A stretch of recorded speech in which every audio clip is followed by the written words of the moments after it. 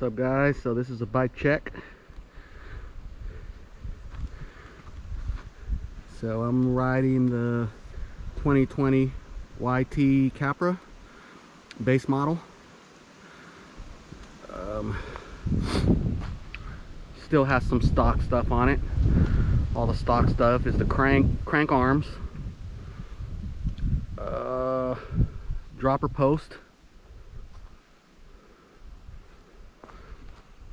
the rear shock still stock Super Deluxe Select. I have no reason to want to change it. Absolutely love it. Very plush, good climber, no bob. Still stock brakes, Guide REs. They are the e-bike brake, so they're not the regular guides. They have the code pistons and code pads are in there also. That is the stock on the Capra, and I have no problem with them. They're great. I did upgrade to the GX cassette, GX derailleur, GX shifter. Got the matchmakers on there. Stock clamp, head, 50 mil 35. I did switch out all the internals on the shock, so it's got the upgraded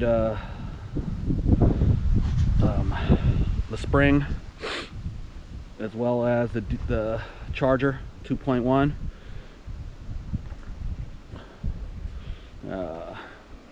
WTB Pure saddle, carbon 30 reserve wheels, 29. What else? Ergon GA2s. I love. Been using those for a while. Assegai in the front. I actually tried a DHF in the rear this time with a double down casing. I've been getting lots and lots of blowouts on XO and XO Plus. So I actually have a claim with Maxxis right now, and see if they'll refund me or help me out somehow, because I've gone through 3 brand new tires in about 4 months. So I don't know, I think it's defective. They claim it's not, but they're going through it. Stock brake disc is the 203s that are stock, which I don't have any reason to change those. Postman dropper is awesome, no problems with that. Do have the wolf tooth lever though, which is awesome. Crank Brothers stamp 7s. Those are actually the limited edition with the blue pins in them, which sucks because you can't even get replacement pins in blue, which is pretty stupid. All mountain stickers on there.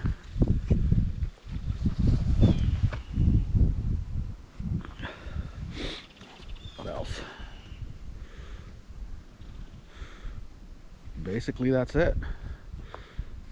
Slick graphics for the Lyric stickers. They're all the way in Russia, so the shipping was kind of shitty, but I got exactly what I asked for.